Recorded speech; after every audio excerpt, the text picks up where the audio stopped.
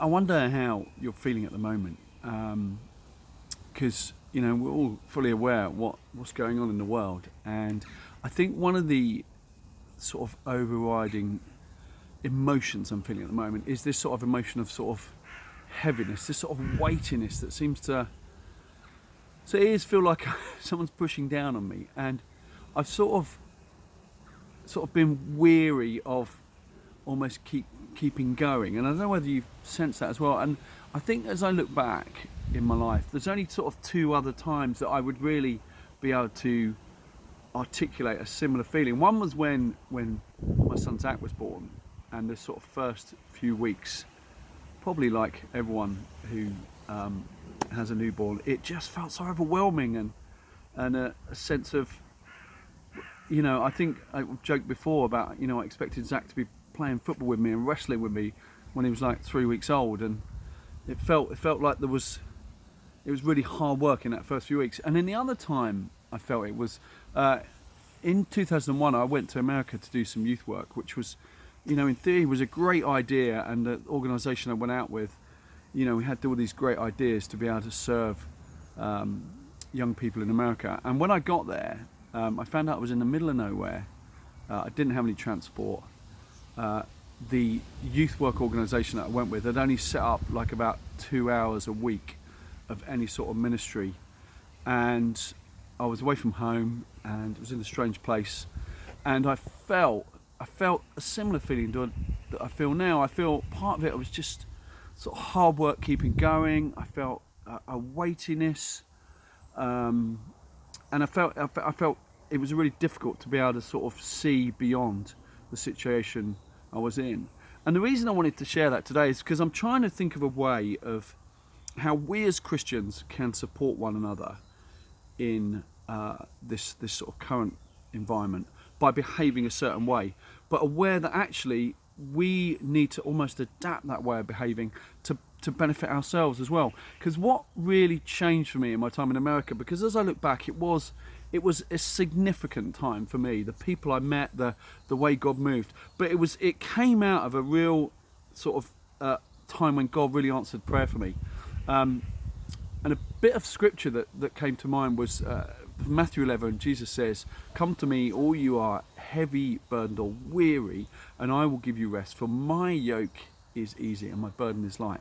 And it was this idea of rest, because I'm not one that's good at rest. I don't like lying in. I'm not sitting, but the sort of rest is actually, it's a slightly different word. It's to be refreshed. It's to almost have a break from labour, from things that are hard work, and have something that refreshes you, that enables you to almost go back to the labour, have a break for a time of somebody else helping you, carrying you.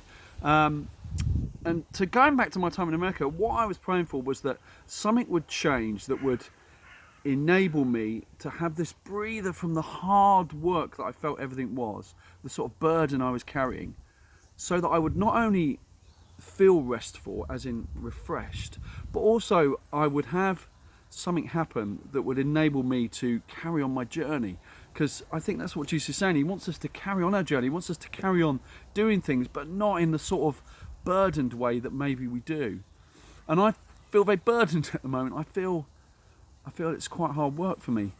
And so the three changes for me were actually on three very different levels, and I just want to share this because maybe we can be that for somebody else, but also maybe we can pursue it for ourselves. So the first thing was something really practical happened, was that someone gave me a car, which sounds really, well, it was massively generous, but someone gave me a car while I was in America, and I had my international driving license, and it was brilliant because in America nobody walks anywhere and you have to drive anywhere. And what I did was I found that I could almost be free then to go places. And one of the places I went to was a Borders coffee shop, and then in the shop I was in they allow you to just take any book and read it in the coffee shop and then put it back on the shelf. It was great. But what this did for me was the sort of second answer to prayer, was that I found myself in this coffee shop. I began to write poetry, and it was something that completely snuck up on me. I didn't think God was going to talk to me that way, but what the poetry did to me was gave me a dialogue with God that I'd never had before. God was almost a third person. You know, he was over there, and you know, I'd have to write a letter to him and wait for a letter to come back. Whereas this poetry of me sort of sharing my burdens gave me a chance to articulate exactly how I was feeling, almost psalmist-like. I was writing how I felt, and it gave me what I'm perceiving as this Matthew 11 is telling me. It gave me this rest from carrying this burden, because I could share how I was feeling. So not only did I get this practical thing, I got this sort of soul rest as well. I got a practical rest from worrying that I was stuck in the middle of nowhere. I got a soul rest by being able to have this sort of way of responding and talking to God, which gave me this. It just blew my sort of relationship with God out of the water. And from that time onwards, my time in America was amazing. And this leads on to my third thing, was that I felt of use. A lot of people who know me well, so one of my big things is if I feel of use, it gives me a real value that and purpose, that God has got something for me. And because what happened in America was I then got invited to come onto a camp in America, a Young Life camp, 500 teenagers.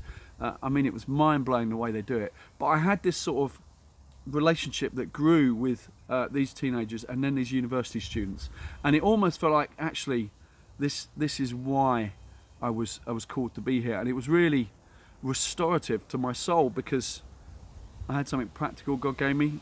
I had something for my soul to restore how I was feeling about my relationship with God, and then I had something which made me feel my purpose was really affirmed by God.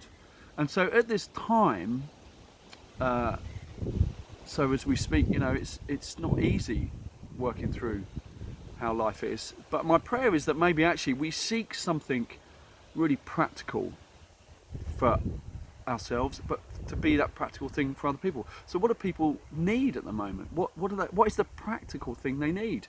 And it's going to be different for all of us. The second thing is, what is that soul thing? What is that connection point with God that Matthew 11 was talking about? That rest, that point where you can really go, God, this is how I feel. Where you can weep before God, where you can lament before God, where you can just pour out your heart to Him and have that rest from having to be, you know, stiff upper lip and say it's all going to be okay. That rest to be able to just say, God, I feel crap, and this is flipping hard, because that's how I feel. So how are you going to get that? Maybe it'd be something like me. Maybe it'd be, you know, you're going to express yourself in a way you hadn't thought before, and poetry really opened up that for me. Maybe you're just going to walk and have time alone with God. Maybe you're going to go and find some big open space and just scream. Maybe you're just going to prioritize time alone with God.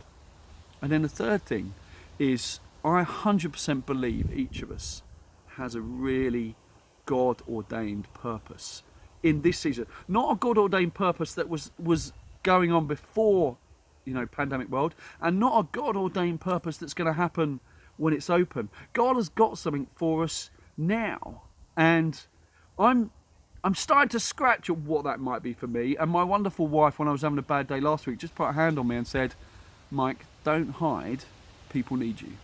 And I was just like, it was just another one of those reasons why I realised I've married the best woman ever.